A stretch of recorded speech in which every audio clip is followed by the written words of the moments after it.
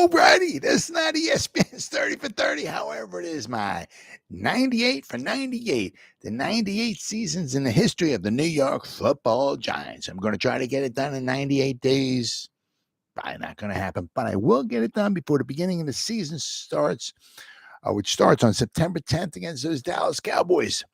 And we're at a very special season, very, very special. Not because they, went to the playoffs, Super Bowl, or anything, but I guess I guess maybe the start of the dynamic duo. You have the Tom Coughlin era / Eli Manning era starts.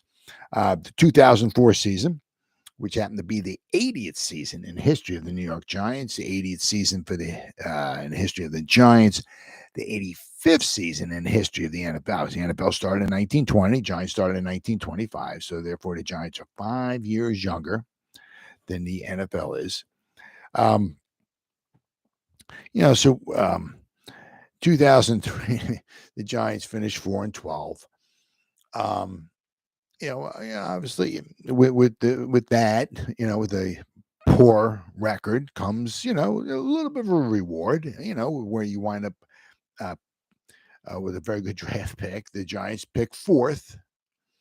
And of course, they didn't exactly draft Eli Manning. They, had to do a little wheeling and dealing with the San Diego Chargers, who drafted Eli Manning. The Giants drafted Phillip Rivers, and, we'll go over more of that in a little bit. But the Giants, Jim Fossil, 2003 was his final season with the Giants.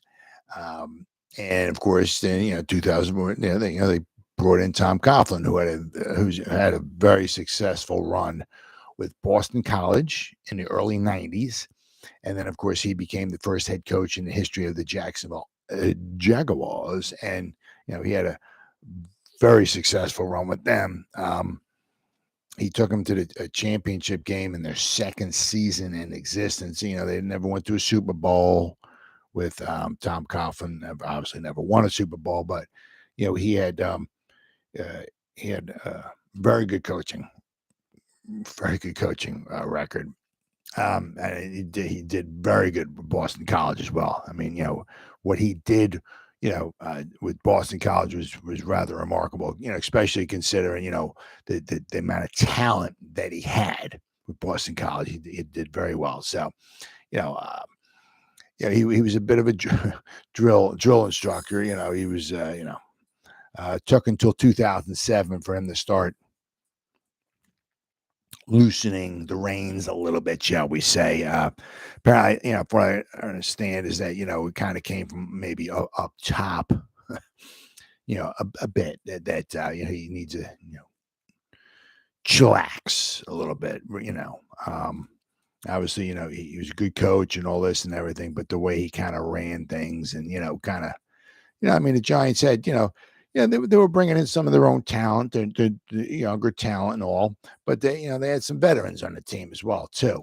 And you start, rubbing the veterans the wrong way. Doesn't always work out for the best. Sometimes it's, a little give and take. It was around 2007 though. But in 2004, Tom came in and, it was his way or the highway. But 2004 was not a successful season. But however, 2005, 6, 7, 8 is the only time in history. Now, let's hope Brian Dable snaps this streak to all heck, right? But 2005, 6, 7, 8 is the only time in the history of the New York Football Giants when they went to the playoffs 4 years in a row. So 2004. Well, actually, 2004 actually started off quite positive. But somewhere along the line, the Giants were actually 5-2. Then they had 2 tough losses, 2 close losses, and they were 5-4. The Eagles were definitely the cream of the crop in the NFC East, but at 5-4, they took a chance took a chance. But at 5-4, the Giants still had a chance for the playoffs. As I said, they were 5-2 at one point, but they went five. They lost 2 in a row. They went 5-4, and they decided to pull the plug on the season. Put the rookie in there, take the future Hall of Fame quarterback Kurt Warner, put him on the bench. What would it be for the final 7 games of the season, and throw the rookie in there, and as they say, the rest is history, right? So let's start off with the preseason, 2004 preseason for the New York Giants. How did it work out? Well, not so well. The Giants on August 13th, they played the Chiefs at home. They would win 34-24. Things were looking good. Then they just lost some close, tough games. The following week on a Thursday, August 19th, Thursday, in Carolina against those Panthers, the Giants would lose a tough one, 27-20. Once again, it's just preseason. And if you're going to lose, at least have it close, right? You don't want to lose 30-3 in preseason or anything like that. But once again, it's preseason. The following week, the Giants were away against the Jets, but so at the Giants Stadium, the Giants lost once again. Another tough one to the Jets, 17-10. Now the Giants are 1-2. The following week would be the final preseason game of the season on Thursday night, September 2nd, against the Baltimore Ravens at Giants Stadium. The Ravens would win 27-17. So the Giants were 1-3. Nothing super horrible, because once again, it's preseason. So let's go to the draft, shall we? All right. Now the Giants. Now I heard kind of different things, but if you go to Wikipedia real fast, let's read this here. What they have to say here about the 2004 Giants. The 2004 season was the Giants' 80th season in the National Football League. After starting the season 5-2, the Giants lost 8 games in a row before winning the final game of the season against the Cowboys. And my son and I were there, so we were actually at Eli Manning's first ever victory. And actually, it was very, very special because my son's a Cowboy fan. I'm a Giant fan. So it was the final game of the season, actually, and it was the final game of the regular season. It was the Sunday night game. The Cowboys were 6-9. The Giants were 5-10 going into the game. The Giants would win, so both teams, the Cowboys and the Giants, would both wind up 6-10 at the end of the season. We wind up we beat Bill Parcells. He was the coach of the Cowboys, but it was special because it was the first game that I ever took my son to go see. And he's a Cowboy fan, I'm a Giant fan, so it was the final game of the season. And I said it was the final game. It was a Sunday night. There was no flexing, because back then I said the Cowboys were 6-9, the Giants are 5-10. Yeah, they're flexing that game nowadays. That's not happening. Another game would have been put on, but there was no flexing back then. So that was the game that was scheduled. That's the game that got played. But it wound up being a very, very exciting game. Let me tell you what, the Giants won in the final. Tiki Barber ran it in on a draw play from 3 yards out with about 10 seconds to go in the game or so. It was just a very, very exciting game. And I got to rub it on my son's face. But anyway, after starting the season 5-2, the Giants lost 8 games in a row. And before they won the final season game of the season, finished 6-10. Good enough for second place in the NFC East by tie. It was 6-10, and it was good enough for second place. In the offseason, former Jacksonville Jaguar head coach Tom Coughlin was hired to replace Jim Fassel, who was fired following the conclusion of the 2003 season. Departures of Kerry Collins, Brian Mitchell, Dorsey Levens, Chris Bobber, Kenny Holmes, Cornelius Griffin, Keith Hamilton, Brandon Short, Dhani Jones, Michael Barrow, Ryan Clark, and Matt Bryant. I mean, the Giants lost a ton of guys. I mean, you look at all these guys on defense they lost. My goodness. Kenny Holmes, Cornelius Griffin, Keith Hamilton, the Hammer, Brandon Short, Dhani Jones, Michael Barrow. Wow. I mean, man, they lost some guys on defense. The draft. Okay, here we go. The Giants' poor record for 2003 resulted in their being tied with the Chargers, the Raiders, and the Arizona Cardinals for the worst record in the league. By virtue of a series of tiebreakers, the Giants landed at fourth pick in the draft and were forecast to select Robert Gallery, an offensive tackle from Iowa, or Ben Roethlisberger, a quarterback from Miami of Ohio, with their pick. Another scenario was also listed as a possibility and would prove to be the move the Giants would make. Entering the draft, the consensus top pick was Ole Miss quarterback Eli Manning. However, Manning had said prior to the draft that he did not want to play for the Chargers and would not sign with them if he was drafted. The Chargers would strike a deal with the Giants before the draft that would shape the future of both franchises. The Chargers would select Manning first overall, as they had intended to, and the Giants would then draft quarterback Philip Rivers of North Carolina State and then swap him and two 2005 draft picks for Manning. The Giants also selected former Boston College offensive guard Chris Snee and Auburn linebacker Reggie Torbor and strong safety Jabrill Wilson. Now, I also heard that, on the side, it was a documentary or whatever that, here they say that it happened before the draft. They came up with a deal. We're going to take Eli Manning no matter what. If you want him, you're going to have to take Philip Rivers. And I also heard, too, that after Eli was selected that Ernie Accorsi, this is during the draft. He took a gamble and he selected Philip Rivers. And then he tried to trade Philip Rivers with the Chargers after, while the draft had been going on. So, I heard that. So I'm not exactly sure which one is the right. Did they strike the deal before the draft, or did they strike the deal during the draft? Because I also heard Ernie, of course, he was talking about drafting Ben Roethlisberger. He either wanted Eli Manning or Ben Roethlisberger. He did not want Philip Rivers. So if the Chargers, did not want to trade at all or anything, there's a possibility that the Giants might have drafted Ben Roethlisberger as their quarterback. And that might have worked out pretty well too. Because all three of the quarterbacks wound up, had phenomenal careers. And also keep in mind, the Giants or Eli Manning never beat Philip Rivers during the regular season. I think he was like 0-3 or 0-4 against them, So, he never beat Philip Rivers. Of course, Philip Rivers never went to a Super Bowl. Obviously, never won a Super Bowl. Ben Roethlisberger went to a Super Bowl, won a Super Bowl.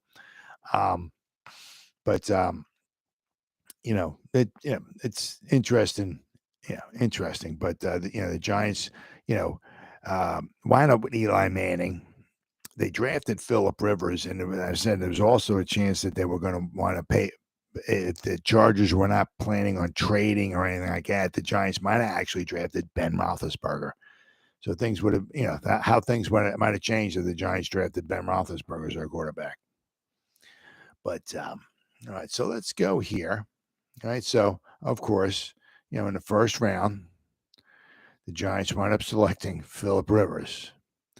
Now, the Giants traded away. They gave away their first pick. They gave it, which they traded. They picked Philip Rivers with the fourth overall pick because let's see, the Chargers took Eli Manning. The Raiders wound up picking second in the tiebreaker. They took Robert Gallery. The Cardinals wound up taking Larry Fitzgerald. Not a bad pick there either. And then the Giants, with the fourth overall pick, took Philip Rivers. And then the Redskins, they were fifth. They took Sean Taylor. So, some really good players at the top of that draft. Larry Fitzgerald, my goodness, he just plays. He just retired just a few years ago. Between Eli Manning, Philip Rivers, and Larry Fitzgerald, there's almost probably about 50 years they played, those three guys. Phenomenal careers those guys had. Absolutely phenomenal. But so the Giants drafted Philip Rivers, and they wound up switching. They traded to get with the Chargers to get Eli Manning. So But the Giants cost the Giants some draft picks. Now we're going to go over. I mean, took the Giants traded, gave away Phillip Rivers and 3 other picks, I do believe. So, all right, so that's the first round. All right, the Giants selected Phillip Rivers and traded with the Chargers to get Eli Manning. So in the second round, the Giants took their pick number 34 overall, and they took Chris Snee. Right, we're all very familiar with him. Chris Snee out of Boston College, who I believe is the son-in-law of Tom Coughlin. And of course, we know Chris Snee had a phenomenal career with the Giants. He wound up being an excellent pick. So Ernie, of course, he did very good between Chris Snee and absolutely getting Eli Manning too. Now the Giants did not have a third round selection because the Giants traded with the Chargers. They traded the rights to Eli Manning. Okay. So the Giants, the Chargers traded the rights for Eli Manning to the Giants. So the Giants now have Eli Manning. All right. But the Giants, in turn, traded Phillip Rivers, right? The Giants' first round selection, the 2004 third round pick, which wound up being Nate Keating.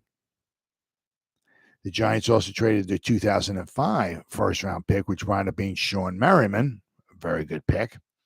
And then they traded away their 2005 fifth round pick, which wound up being Jerome Collins. So the Giants traded away 4 draft picks to move up like the 3 spots, to go from 4 to 1, to move up, from 3 to 2 to 1, to move up, from 4 to 1, they had to trade away 2 first round picks, a third round pick, and a 5th round pick. So that was a pretty steep price to pay, but it worked out best for both teams.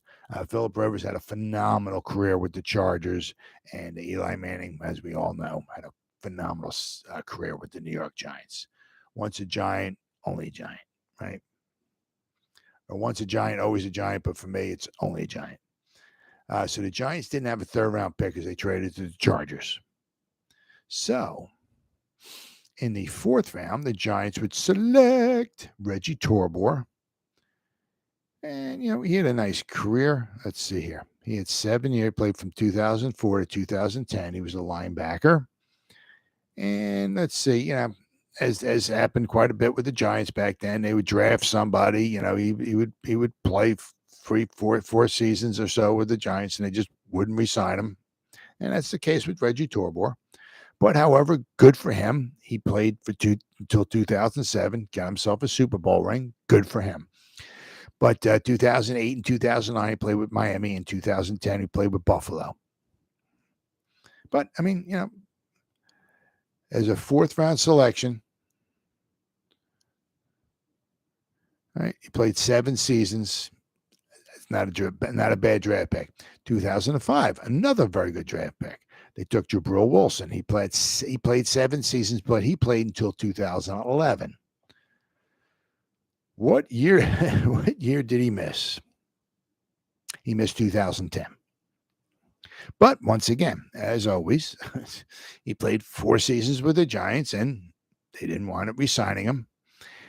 So he played from 2004 to 2007 with the Giants, and once again, very good for him. He got himself a Super Bowl ring because he was there on 2007. Good for you, Jabrill. Good.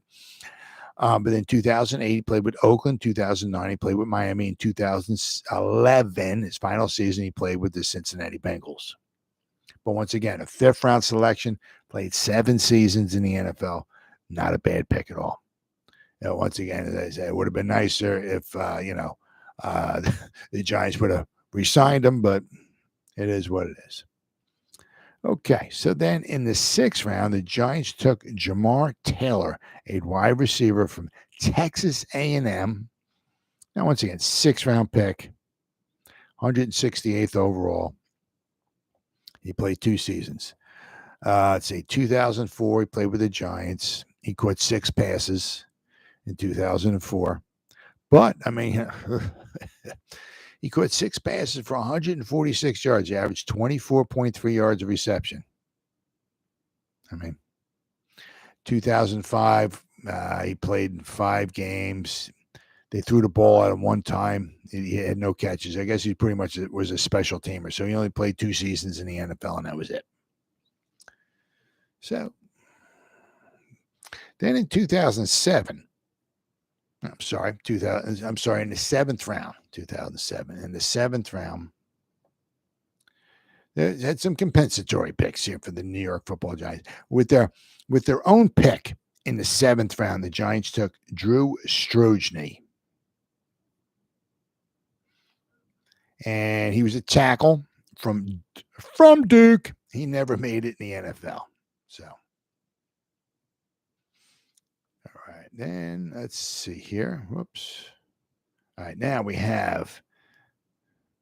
Let's go down here.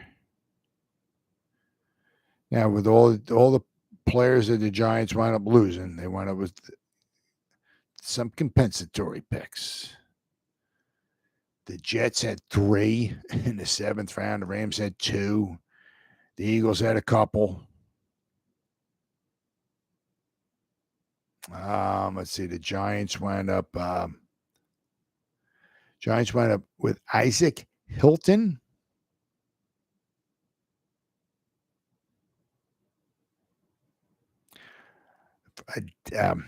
With their final pick 253. Who was okay? There was 2 other guys. He wasn't quite Mr. Irrelevant. But with pick 253, the third to last pick, they took Isaac Hilton, who was a defensive end from Hampton. He never played in the NFL. The Giants also had another pick.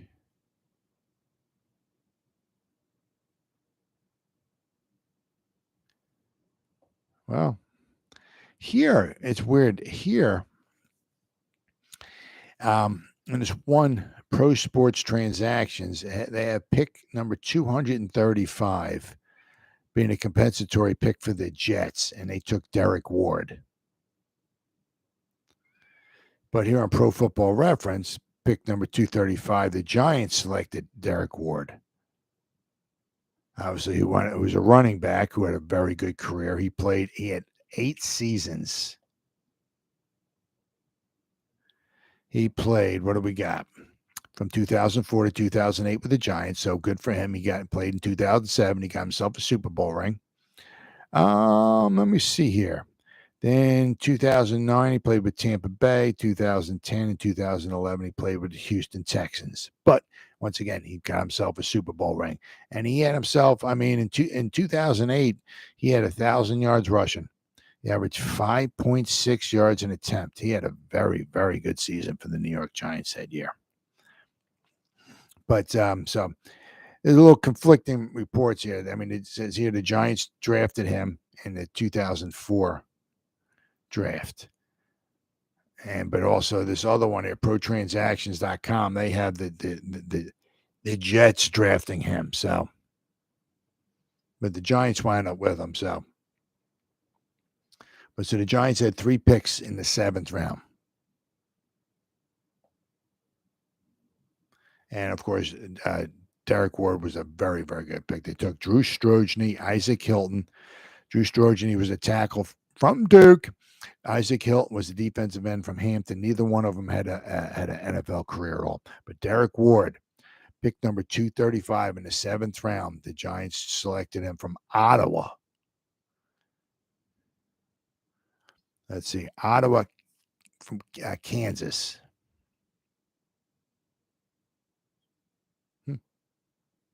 So he wound up being a very, very good pick for the New York Giants. So let's go here. And during the season here. And so, all right. So the Giants, as I said, they started off 5-2. The first game of the season, they played at home against the Philadelphia Eagles. The Eagles in Philadelphia, the Giants played the Eagles, who went 31-17. Now, keep in mind, the Eagles were a very good team. They went to the Super Bowl. They just barely lost to the Patriots this season. So the Eagles were the cream of the crop in the NFC East. But then the Giants would win their next 4 games. At home, the second week of the season, they would beat the Washington Redskins 20-14. Now the Giants are 1-1. The following week, at home against the Cleveland Browns, the Giants will win 27-10. So now they're 2-1. Now keep in mind, the Giants had a decent team. Tiki Barber, I'm going to go over the stats in a little bit, but Tiki Barber, Jeremy Shockey, Ike Hilliard, Monty Toomer, and a future Hall of Fame quarterback, Kurt Warner. We know how good, with the greatest show on turf, we know how good Kurt Warner can be. So I mean, we had some tools there. We had some tools. The offensive line wasn't quite as, I mean, it was good. It was good enough, to get Tiki. I mean, he had over 2,000 all-purpose yards. We'll go over that in a few minutes here. But so they gave up some sacks though. But we didn't quite have the whole. We didn't have the Deal Soybert, O'Hara, Snee, McKenzie combo just yet. Let's see here. In the third game of the season, the Giants would play in Green Bay, and they would beat the Packers 14-7. Now the Giants are 3-1. Then the following week, the Giants would play in Dallas, and they would beat the Cowboys 26-10. Now the Giants are 4-1. I mean, things are looking good. I mean, I said we got Kurt Warner, right? We're scoring some points. We're getting some yards. And we got hopefully our quarterback of the future, and we're 4-1. Now the Giants went into a bye week, right? They're 4-1, and they come out of the bye week and they lose a tough one to Detroit. We just can't seem to beat Detroit, can we? Right? They lost at home to Detroit 28-13. So now the Giants are 4-2, but then they would rebound and they would beat the Minnesota Vikings in Minnesota 34-13. So now the Giants are 5-2. Right there. I mean, I'm sure we're still in second place at the time behind the Eagles and this, that, and the other thing, but the Giants are 5-2, primed for a playoff spot, primed for a playoff push. So we're 5-2. The Giants would lose 2 tough games. They would lose week 9. They would lose the 8th game of the season, their 8th game in week 9. They would lose to the Chicago Bears at home 28-21. Now the Giants are 5-3. Then they would go on the road and they would lose another tough one against the Arizona Cardinals, 17-14. Now the Giants are 5-4. The Giants, the offense struggled a little bit against the Bears. They had 258 total yards. Against the Arizona Cardinals, they had 308 total yards. The offense, I guess it was struggling a little bit. I'm not exactly sure, who came up with it. It was Ernie Accorsi, Tom Coughlin. Did it come from, from one of the Maras? Was it a combination of the Coughlin, Accorsi, Mara kind of? Let's all sit down, have a powwow. Let's think about this, because it's not something you want to do when you're 5-4. You're in the playoff hunt at 5-4, because obviously, I mean, as we I mentioned, the Giants wind up 6-10 and wind up tied for second place. The Giants, the Cowboys, and the Redskins all finished at 6-10, I guess, but do a tiebreaker. The Giants wind up in second place. But I mean, like, the Minnesota Vikings won a wild card with a record of 8-8. The St. Louis Rams, they got in as a wild card with a record of 8-8. So you don't tell me that the Giants couldn't have won it with Kurt Warner as the quarterback, couldn't have won a couple more games and maybe got into the playoffs? Oh, I think they could have. I mean, we lost a couple. We lost by 1 point to the Bengals. We lost by 3 points to the Steelers. We lost by 4 points to the Falcons with Eli Manning in there. You think we could have won a couple of those games? I think we possibly could have. Maybe with Kurt Warner in there. I think it's possible. Yeah. So I mean, you're prime, in a playoff hunt after 9 games. There's only 7 games left to go in the season. And they decided to pretty much pull the cord. I mean, because you just don't throw a rookie quarterback in there. Yeah, we'll just start winning. That doesn't usually happen. Okay, usually takes you put the quarterback, throw the quarterback out to the wolves out there. The one game they lost to the Ravens. I mean, my goodness. I mean, they lost 37-14 to the Ravens. I know he had 6 turnovers, where the Giants had 6. How many times did he get sacked? I know he got sacked a bunch of times. Oh, only 4. Oh, okay. But he was 10 out of 27 for 154 yards, two interceptions. I mean, had 196 yards passing. Giants had 11 first downs. That's what Eli Manning in there as quarterback. But anyway, you know what I mean? So, it's just to pull the plug pretty much on a season, So, as I said, I'm not exactly sure. It was Coughlin, Corsi, and Mara. They all sat down and had a little powwow. Let's pull the plug on the season. Let's throw the rookie in there. Let's pretty much give up on the season. But that's what happened. So the Giants were 5-4. And by the time the last game of the season came around, the Giants with Eli Manning went from 5-4 to 5-10. Actually, well, as you heard in Wikipedia, the Giants were actually 5-2. They lost 8 games in a row. They went from 5-2 to 5-10. They would win their final game of the season. But all right, so Eli Manning in there. This is his first game ever. Was against the Atlanta Falcons at home. The Giants would lose 14-10. Tough loss. But I'm saying, if we put Kurt Warner in there, future Hall of Fame quarterback in there, with the weapons the Giants had, you don't think the Giants maybe could have scored more than 10 points? Possible. They possibly could have won that game.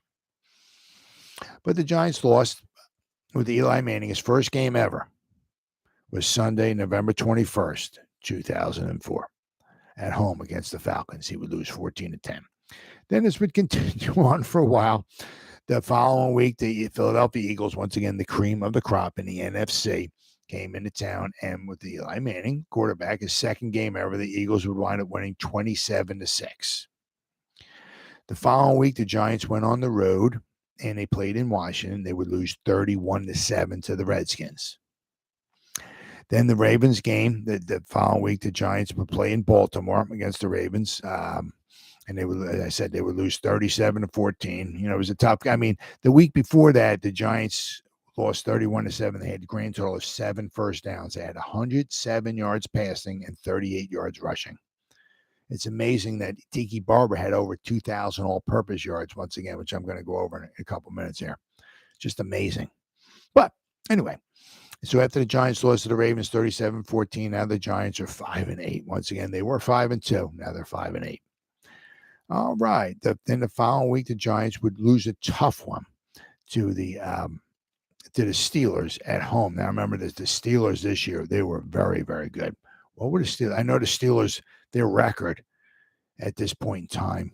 Let's see the box score. After the Steelers won, their record was really good. What were they? They were 13-1. The Giants were 5-9.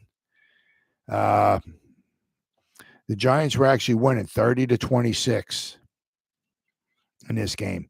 Jerome Bettis would score on a 1-yard touchdown run with 4 minutes and 57 seconds left to go to put the Steelers ahead 33-30. So the Steelers came to town. The Steelers were 12-1. The Giants were 5-8. And the Giants almost beat the Steelers. I mean, it was a battle back and forth back. It was a really, really exciting game. Giants were up 14-10 after the first quarter. At halftime, the Steelers were up 20-14. After the third quarter, the Giants were winning 24-23. And then I said that after Tiki Barber scored to put the Giants up 30-26. Halfway through the fourth quarter, and with about 5 minutes left to go, Jerome Bettis' 1-yard touchdown run was the final score, and the Steelers would win a real close one, 33-30. But as I said, once again, I mean, if Kurt Warner was in there throwing the ball, maybe the Giants win this game.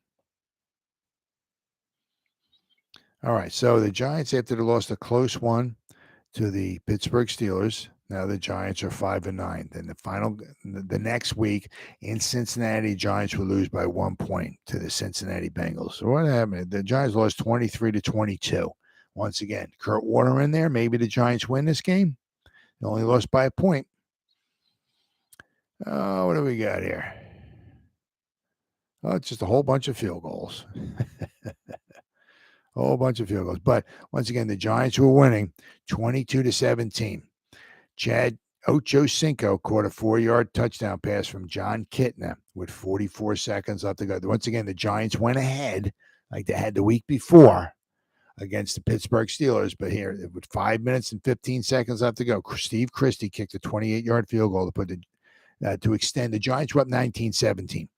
So he extended their lead, making it 22-17. But with 44 seconds left to go, the Bengals marched down the field, and with 44 seconds to go, Chad Ochocinco Johnson caught a 4-yard touchdown pass from John Kitna, and they went for 2 points. It failed, but the Bengals wound up winning 23-22. But once again, as I said, with a future Hall of Fame quarterback in there, Kurt Warner, could we have maybe got an extra field goal, extra touchdown out of it? Possibly. I mean, the Bengals were 7-8 after this win. So once again, Giants maybe could have won. Yeah, so a couple of these close games with Kurt Warner in there, maybe they win. Maybe they probably weren't going to go to the Super Bowl, but could they have gotten enough extra couple wins if they had Kurt Warner in there? All they needed was 2 more wins. They just it'd be like maybe 8-8. They would have a shot at making the playoffs. So they just pulled the plug on the season, but as we know, the rest is history. So we all know how it worked out for the New York Giants. But so finally, the final game of the season, the Sunday night game, January 2nd, the final game of the regular season. The Dallas Cowboys and Bill Parcells came to town. The Dallas Cowboys were 6-9. The Giants were 5-10. So it was a very, very exciting game. Especially, as I said, because I got to rub it in my son's face, because it was the first football game I ever took to see my son. We went together to watch the game. It was a little chilly, but let's see. What do we got here? Cowboys went up 3-0. Visanthe Shanko caught a 2-yard touchdown pass from Eli Manning. The Giants were up 7-3. Then Billy Cundiff kicked 2 field goals. He kicked one as time expired in the first half. Put the Cowboys up 9-7 at halftime. Then the Cowboys would extend their lead to 16-7. Jason Witten with a 7-yard touchdown pass. So the Giants only have 7 points. They scored 1 touchdown going into the fourth quarter. The Giants have 7 points. So I'm like, yeah, okay, we lost another game. I mean, the fourth quarter really wound up being very, very exciting, very exciting. But I mean, I'm like, after 3 quarters, we got a touchdown. It's like, yeah, all right. But 5 seconds into David Tyree, Mr. Helmet Catch, caught a 15-yard touchdown pass from Eli Manning. So now the Giants are down 16-14. This is where it starts getting exciting. The Giants, Tiki Barber caught a 3-yard touchdown pass from Eli Manning with 11 minutes and 51 seconds left to go in the game. Now the Giants are up 21-16. So about 10 minutes later, with 1 minute and 49 seconds left to go, Julius Jones from Notre Dame had a 1-yard touchdown run. Jason Witten caught a 2-point conversion from Vinny Testaverde. The Cowboys are up 24-21 with 1 minute 49 left to go. And there we go. So I think the Giants had 2 timeouts left, and they had 1 minute 49 to go. They got the ball, and Eli Manning marched them down the field, and with about 16 seconds to go in the game, he walks up and actually Tiki Barber was 2 yards shy of Joe Morris's his all-time the rushing record for the Giants for the season. He was 2 yards short. 16 seconds to go in the game. Giants had just called their final timeouts. They had no timeouts left. The Giants are down by 3 points. They could kick a field goal and tie it and send it to overtime, but the Giants were going for the jugular, going for the win. The ball's at the 3-yard line. Eli Manning walks up. He's calling out the sig. He's under Shaun O'Hara, calling the signals. Now, what it wound up being like pretty much like a hat on a hat. They kind of had the Cowboys kind of had just the middle linebacker. They had two defensive tackles were over the guards. So basically, Eli was calling signals. He stepped up. I'm not sure if he called Omaha or not. I'm not sure if he was into Omaha yet, but he called up. He switched to play. Threw his hands up, switched the play to a draw to Tiki Barber. So what it wound up being, the two guards wound up trying to seal the inside. Shaun O'Hara went to the second level, took the middle linebacker, right? He did a good job blocking, and Eli Manning got the ball. Looked like obviously making it look like he's going to drop back and pass. Turned off, handed it to Tiki Barber. There was some nice holes up there. Tiki Barber went up, and I think he got to the when he broke off of he went to the left of Shaun O'Hara. Shaun O'Hara was trying to drive the linebacker, I guess, to the right. Tiki Barber just past Shaun O'Hara's to Shaun O'Hara's left, and it opened up really well. I mean, I guess the Cowboys were kind of thinking, they have no timeouts left to go, 16 seconds. So if they run the ball and they get stopped short, the Giants, I think it was a first down. I think it was. So the Giants could have gotten up and spiked the ball maybe with a second or so to go. And they could have maybe tried it on the field, either gone for the win or tried it on the field and kicked the game tying field goal, send it in overtime. But, I guess the Cowboys were kind of thinking pass, and Eli crossed them up. And, of course, we had Tiki Barber in the backfield, and Tiki Barber got 3 yards, and he beat Joe Morris's rushing record, his season rushing record for the Giants by 1 yard. But most importantly, he got the game-winning touchdown. So broke the Giants' 8-game losing streak. Giants would win 28-24. The place was going crazy. I got to rub it in my son's face. I love it. So with 11 seconds to go, Tiki Barber, 3-yard touchdown run off of a draw play. And the Giants and Eli Manning got his first ever victory as a New York Football Giant. Very, very exciting game. And I could have walked home from the stadium. I was so happy. So the Giants wind up overall, 6-10. But I mean, we had Kurt Warner. He completed 62.8% of his passes. He threw 6 touchdowns. He only had 4 interceptions. Eli Manning completed 48% of his passes. He had 6 touchdowns, but he had 9 interceptions. But Tiki Barber is, this was his first of 3 consecutive 2,000-yard all-purpose seasons. I mean, just phenomenal. And then he retires. And for some reason, he's not in the Hall of Fame. He had 3 back-to-back 2,000 all-purpose, and then he retires. And he's not in the Hall of Fame. I just don't know. He has over 15,000 yards rushing and receiving. And anyway.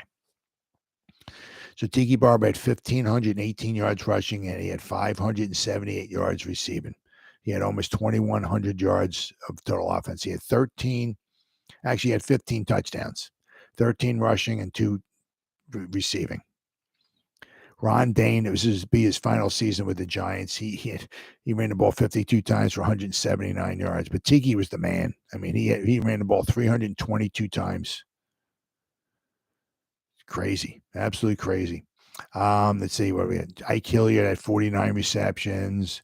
Jerry Mashaki had 61 receptions. Jerry Mashaki caught Eli Manning's first ever touchdown reception, which was against the Atlanta Falcons. Amani Chuma had 51 receptions. David Tyree had 10. Tim Carter had 12. Jim Finn, the fullback, he had 15 receptions. I mean, the Giants had some weapons there. They definitely had some weapons.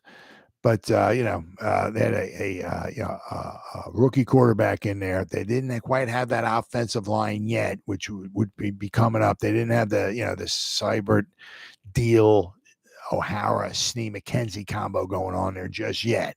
That would be coming up, though.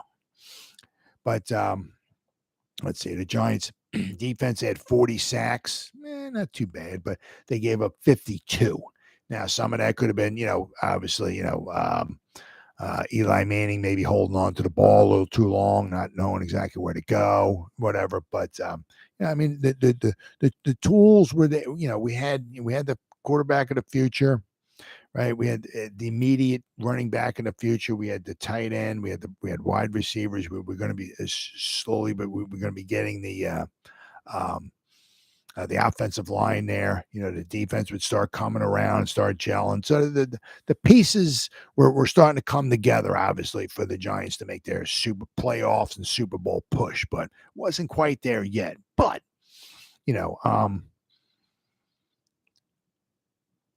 I mean, the Giants, it was just remarkable because you figure, they were 6-10. They went from 5-2 to 5-10 in 2004, but they would, the record wouldn't just jump sky high in 2005, but they would go from 6-10. They would make the playoffs in 2005. So, they had a nice little turnaround. So, I mean, the building blocks were there, right? The building blocks were there for the New York Football Giants. Wasn't, as I said, wasn't quite what they could have. They could have had a chance of making the playoffs. But so let's go over 2004 season here in the NFL. What does Wikipedia got to say about the 2004 NFL season here? All right. 2004 NFL season was the 85th season in regular season in the history of the National Football League. With the New England Patriots as the defending league champions, regular season play was held from September 9th to January 2nd. Hurricanes forced the rescheduling of 2 Miami Dolphin home games. The game against the Tennessee Titans was moved up one day to Saturday, September 11th, to avoid oncoming Hurricane Ivan, while the game versus the Pittsburgh Steelers on Sunday, September 26th, was moved back 7.5 hours to miss the eye of Hurricane Jean, I'm going to say, or Jean, one or the other. The playoffs began on January 8th, and eventually the New England Patriots repeated as NFL champions when they defeated the Philadelphia Eagles in the Super Bowl at Alltel Stadium in Jacksonville, Florida on February 6th. And that wound up being a very good Super Bowl. Very, very good Super Bowl. Got to give Terrell Owens a lot of credit. He had problem. I think it was his ankle or his foot. He had an injury, he had a bad injury. He missed some, I believe he missed some time, but he came back. But there was a chance he couldn't have played or may not have played or whatever it was. But he came back. He was the best player on the field that day in the Super Bowl. We'll go over that in just a minute here. But in the AFC, the New England Patriots won the AFC East with a record of 14-2. The Jets were 10-6, so the Jets had one of the wild cards. In the AFC North, the Pittsburgh Steelers were with a record of 15-1 with rookie Ben Roethlisberger. 15-1. Anyway, Indianapolis Colts and Mr. Peyton Manning, right, won the AFC South with a record of 12-4. San Diego Chargers with some guy by the name of Phillip Rivers, who the Giants drafted, right? They were 12-4. So I mean, Phillip Rivers did good. Ben Roethlisberger did good, but Eli Manning did not do so good. But anyway, then the Denver Broncos were 10-6. They won the AFC West. So then not the AFC West. They got the second wild card. So in the playoffs, the AFC, Indianapolis Colts would beat Denver 49-24, and the Jets would beat San Diego 20-17 in overtime. So in the divisional round, New England Patriots would beat, as Tom Brady did quite often against Peyton Manning, they would beat the Colts 20-3. The Steelers at Heinz Field would lose in overtime to the Pittsburgh Steelers 20-17, setting up the championship game between the New England Patriots and the Pittsburgh Steelers. The Patriots were 14-2. The Steelers were 15-1, and the Steelers played at home. But Tom Brady, the man, right? He would prevail 41-27, sending the New England Patriots to the Super Bowl. All right, NFC. Remember, once again, the Eagles are the cream of the crop. They won the NFC East with a record of 13-3. NFC North, Green Bay Packers won with the record of 10-6. The Minnesota Vikings got in with a record of 8-8. They were a wild card, 8-8. Remember, the Giants finished 6-10. 2 more wins, the Giants possibly could have made a playoff push. but they decided to pull the plug on the season. In the NFC South, the Atlanta Falcons won with a record of 11-5. NFC West, the Seattle Seahawks with a record of 9-7, they won, and the St. Louis Rams with a record of 8-8 with the second wild card team. So both wild card teams were 8-8. All right, so in the playoffs, the St. Louis Rams went into Seattle and would win 27-20. And then Minnesota at Lambeau Field, the Minnesota Vikings would beat the Packers 31-17. So now in the divisional round, the Atlanta Falcons would whoop up on St. Louis Rams 47-17 at the Georgia Dome. And at Lincoln Financial Field, the Eagles would beat the Minnesota Vikings 27-14. So in the championship game, the Eagles would beat the Falcons 27-10. So sending the Eagles to the Super Bowl against the New England Patriots. And as I said, why not being a very good Super Bowl? I'm just, the Patriots would win 24-21, but where are we at here? I love me some me, Mr. Terrell Owens. But gotta give him some prop here. Deion Branch had 11 receptions for 133 yards, but I mean Terrell Owens, on an injured foot or ankle or whatever it was, I mean, he had 9 receptions for 122 yards. So, I mean, I guess Deion Branch, he had 11 receptions. But Terrell Owens on an injured foot or ankle, whatever it was, came in there with 9 receptions for 122 yards. So you got to give some props to him. He came in and, he laid it all out there, it wound up being a very good game. Let's see, with total yards, the Eagles had 331. I'm sorry, the Patriots had 331. The Eagles had 369, but the Eagles threw 3 interceptions. The biggest problem here was the turnovers. The Eagles had 4 turnovers. The Patriots only had 1. So the Eagles threw 3 interceptions and they lost the fumble. And that'll get you. So, but let's see here. Philadelphia would start off with they would get a touchdown reception. The Eagles were up 7-0 in the second quarter. There was no scoring in the first quarter. And then the David Givens would have a 4-yard touchdown reception from Tom Brady, and it would be 7-7 at halftime.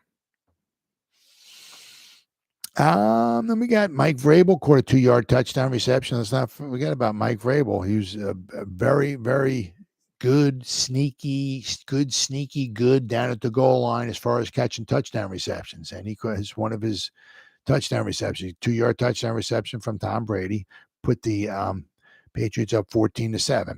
However, the Eagles would strike back. Brian Westbrook on a 10-yard touchdown reception from Donovan McNabb would tie the score at 14-14 going into the fourth quarter. Very exciting. At 13 minutes and 44 seconds left to go in the game, Corey Dillon, a 2-yard touchdown run, would put the Patriots up 21-14. Which wound up being the game clincher, although we didn't know it quite at the time. But the Adam Vinatieri kicked a 22-yard field goal to put the Patriots up 24-14. I think that might have came, I'd have to read it and all, but that could have possibly came off of an interception. Let me see. I got a fourth quarter. Let's see here. Completes Owens. Ted Briscoe would intercepted. Okay. All right. Okay. Well, let's see here. Is the 19-yard gain above the Field's defensive line, of course. Okay. Oh, no. Okay. After the Eagles punted, Branch made a spectacular catch, and there was a roughing the passer penalty by Corey Simon on the same play, set up Adam Vinatieri's 22-yard field goal to increase it to 10 points. So the Eagles responded after that. The Patriots went up by 10 points. But the Eagles responded. They had a nice long drive. All right. But so the Eagles got down to the Patriots' 36-yard line, right? McNabb fired a pass over the head of Dorsey Levens where Teddy Bruschi was waiting to intercept it at the Patriots' 24-yard line. And at this point, there was only 7 minutes, 20 seconds left to play in the game with the Patriots still up by 10 points. So, then the Eagles drove, the Eagles got the ball back. They drove 79 yards in 13 plays. And the Eagles had a touchdown pass to cut the score to 24-21. But the drive consumed 3 minutes and 52 seconds off the clock, and with only a minute 48 remaining in the game by the time Greg Lewis scored a 30-yard touchdown pass from Donovan McNabb to put it 24-21. But because it took up 3 minutes, almost 4 minutes off the clock, there was only 1 minute and 48 seconds remained in the game at the time Lewis scored. Because of this, many sports writers later criticized the Eagles for not immediately going to a no-huddle offense at the start of the possession. Reports later came out alleging that Donovan McNabb was suffering from the dry heaves, and teammates John Ritchie and Lito Shepherd have gone on record years later that McNabb was suffering from dry heaves or vomiting, though no video evidence exists and the stories have not been confirmed. So, Hank Fraley said in an interview the day after the game that McNabb was almost puking due to 2 large hits from Teddy Bruschi and Jarvis Green on back-to-back plays. McNabb himself denies that he was vomiting or dry heaving during the final drive. Brian Westbrook later claimed that McNabb was merely coughing. So then it said the Eagles failed to recover the ensuing onside kick attempt. Let's see. The Patriots then played it safe by running the ball 3 times, forcing the Eagles to use all the timeouts. New England punter Josh Miller then pinned the Eagles back at their own 4-yard line with just 46 seconds left to go in the game. Philadelphia then tried one last desperate drive to win or tie the game, but on first down, Donovan McNabb was pressured into making a rush pass to Brian Westbrook at the line of scrimmage. Instead of dropping the pass to stop the clock, Westbrook made the mistake of catching the ball and was immediately tackled for no gain, keeping the clock running and forcing the Eagles to run back to the line of scrimmage for their next play with no huddle. On second down, Donovan McNabb threw an incomplete pass intended for Terrell Owens. Finally, on third down, Donovan McNabb threw a pass that deflected off of the outstretched fingertips of Smith and into the arms of Harrison for an interception with 9 seconds left. Tom Brady took a knee to run out the clock, clinching the 3rd Super Bowl title for the New England Patriots in 4 years, and the eyes of many establishing themselves as a dynasty. Yeah, so you can easily point to that as well. The Eagles maybe should have gone into a no huddle. When they had the ball, they're down by 10 points. There's like 5 minutes. I don't. Let's go into huddle. Let's relax a little bit. Let's take our time. Make sure So should they have gone into a huddle? I mean, obviously hindsight's always 20/20. Yeah, I think so. But it is what it is. But anyway, I was. As much as I am sick of now seeing the Patriots and Tom Brady winning Super Bowls, back then I was very happy that the Patriots beat the Philadelphia Eagles because I live in Eagle country here, and the last thing I want to do is hear the Philadelphia Eagles winning a Super Bowl. So I was very, very happy back then that Tom Brady and the New England Patriots beat the Philadelphia Eagles in that Super Bowl. Believe you me, I was one happy camper. But so that pretty much wraps up the 2004 season. They're halfway through the season. Giants pulled the plug on the season. They were 5-4. They threw the rookie in there to the fire. Things didn't work out, in the favor of the Giants as the Giants went from 5-2 to 5-10. They would finally win their final game of the season at home against the Dallas Cowboys. A very exciting game, 28-24. But as we know, better times would be ahead. The Giants would go from 6-10, and in 2005, they would make the playoffs. But that's tonight when I come back. That's the 2005 season. So that pretty much wraps up the 2004 season for the New York Giants, where they finished 6-10, tied for second in the East. But said I'll be back again tonight with the 2005 season for the New York Giants, which just happened to be the 81st season in the history of the New York Giants. I'll see you then.